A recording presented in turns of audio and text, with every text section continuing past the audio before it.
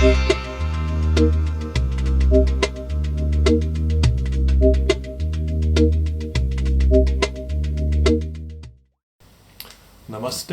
hello, and thanks for coming to see us at SOAS.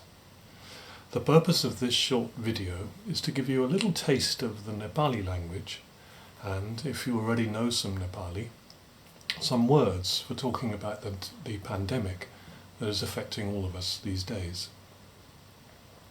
Nepali is one of a number of languages taught at SOAS that are not available for credit or as part of a degree anywhere else in the UK university system.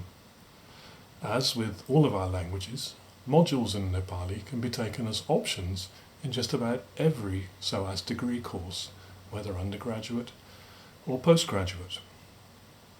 My name is Michael Hutt, and I am Professor of Nepali and Himalayan Studies at SOAS. Now, note those pronunciations. Don't you mean Nepali? People sometimes say. Don't you mean Himalayan? No, I reply, it's Nepal, not Nepal, and Himalayan, not Himalayan. Anyway, I often say, as the only British academic with these words in his job title, I reserve the right to be pedantic about them. After all, these words have meanings.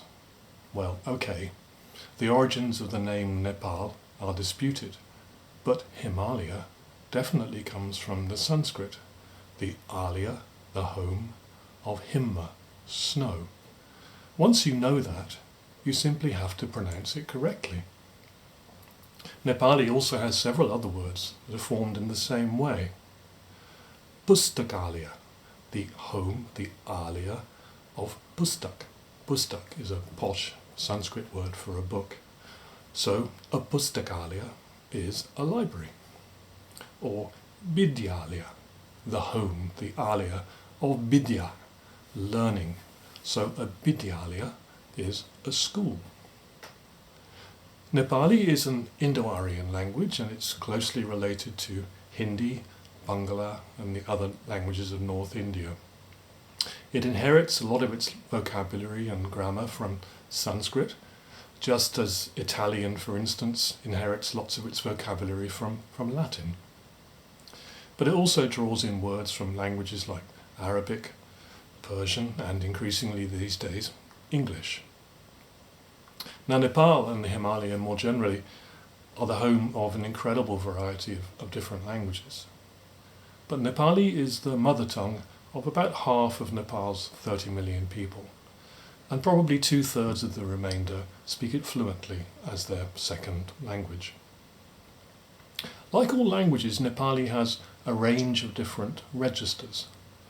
At one end of the scale is the pompous, impersonal language of the bureaucracy and the newspaper editorial, long complex sentences full of big Sanskrit words. At the other end is the language of informal conversation, which is much more accessible. And Nepali speakers will always heap praise on Bideshis, on foreigners, who make the effort to learn even a little of their language. For the past 3 years, I've been leading a big research project funded by the UK government's Global Challenges Research Fund on the social, political and cultural impacts of the devastating earthquakes that hit Nepal in 2015, just 5 years ago. I've come to realise that all disasters have political, cultural and social dimensions and consequences, as well as material ones. Some of my work has focused on the ways in which the earthquake was framed by the Nepali and international news media and constructed and represented in Nepali poetry and song. There is, of course, a key difference between the 2015 earthquakes and the looming COVID-19 pandemic. The main quake was over in less than a minute 5 years ago, after which those who had survived it were left to pick up the pieces and begin to make sense of them. On the other hand, the pandemic will proceed over weeks and months, and its framing and the response to it will evolve. Nepal has been fortunate so far in that, as of today, the 21st of April, only 31 cases of COVID-19 have been diagnosed within the country. However, the Nepal government isn't taking any risks. International flights to Nepal were suspended on the 22nd of March. Nepal's borders were closed on the same day, denying entry even to Nepali nationals. And on 24th of March, the Nepal government imposed a nationwide lockdown. The word lockdown is now firmly entrenched in the lexicon of the Nepali language. What you will see and hear next is a short dialogue in Nepali that my colleague Krishna Pradhan and I have composed about how to protect oneself from the coronavirus in Kathmandu. After this, I will take you through the vocabulary used in this dialogue and explain just a few simple grammatical rules. The one thing that you will find it useful to know before we start is that Nepali is what we call a subject, object, verb language. For example, if we say, I eat rice in English, in Nepali I say, ma bhat khanchu, I, rice, eat. For now, surakshit ra swasthya rahनुहोस्. Please stay safe and well. We look forward to welcoming you to SOAS one day to study one of our precious languages on the other side of the lockdown, whenever that may be. Namaste. A Nepali COVID-19 dialogue.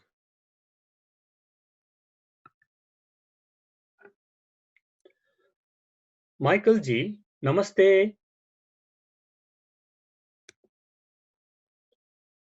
Namaste, Krishna ji.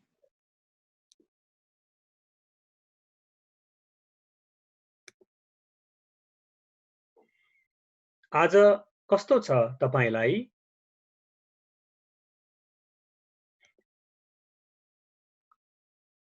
म सन्चै छु। तपाई नि?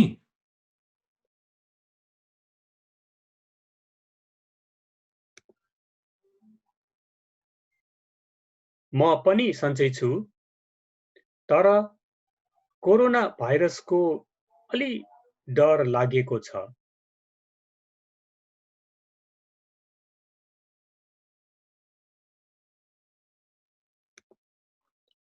के हो corona virus?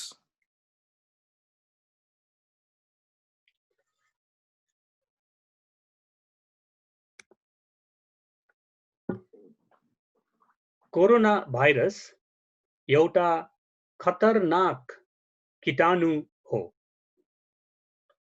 त्यसको अर्को नाम कोभिड-19 हो।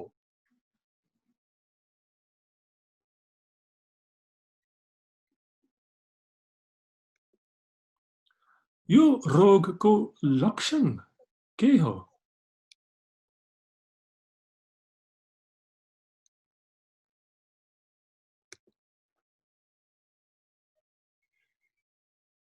लगातार खोकी र उच्च ज्वरो यसका मुख्य लक्षण हुन् रे।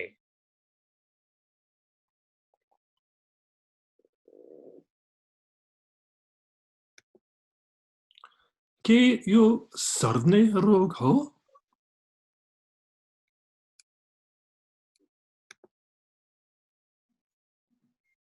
हो रे, मान्छेबाट सर्छ रे।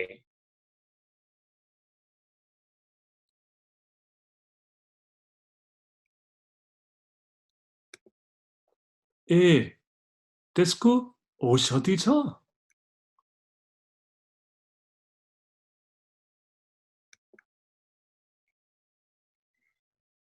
अहिलेसम्म त छैन।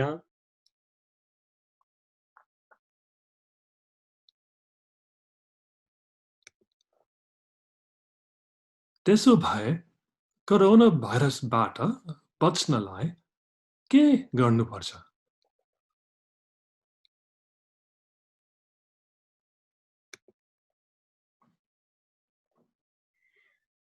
कोरोना भाइरसबाट बच्नलाई 3 वटा काम गर्नुपर्छ।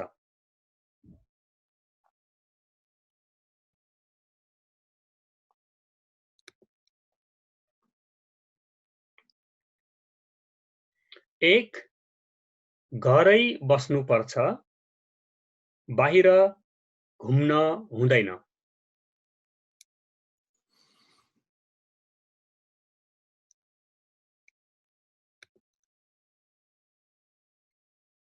दुई अन्य मान्छेहरूबाट अलिक पर रहनुपर्छ।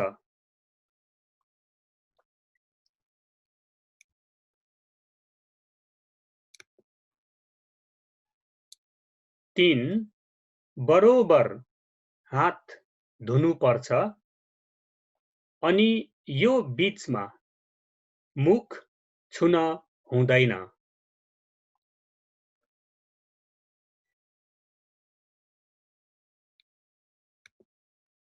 ए तर खानेकुरा कहाँबाट ल्याउने नि?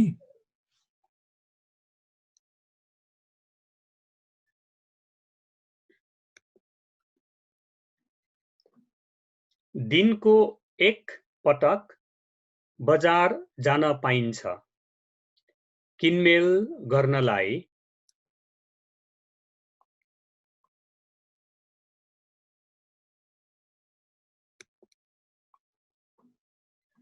तर घरबाट निस्केपछि अन्य मान्छेहरूबाट कमसेकम 2 मिटरको सामाजिक दूरीमा रहनुपर्छ।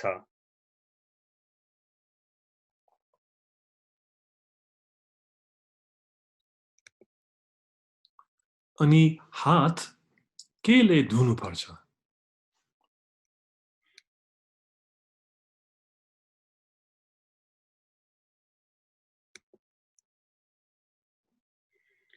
पानी र साबुनले हात धुनुपर्छ। कमसेकम 20 सेकेन्डसम्म धुनुपर्छ।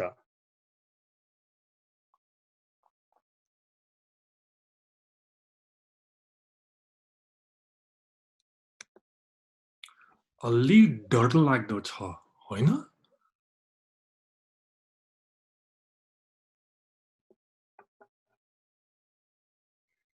होइन, डरलाग्दो छैन। चिन्ता नगर्नुहोस्।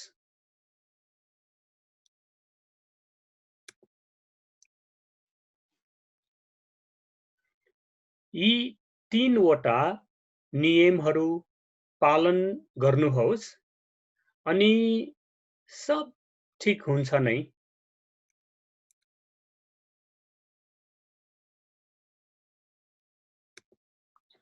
ए धन्यवाद। नमस्ते कृष्णजी। नमस्ते माइकलजी। Ani namaste to everybody else. Thank you. Goodbye. Once again, dhanyavad. Thank you for visiting us and for your interest in our languages. This is the end of the first part of this little Nepali taster class.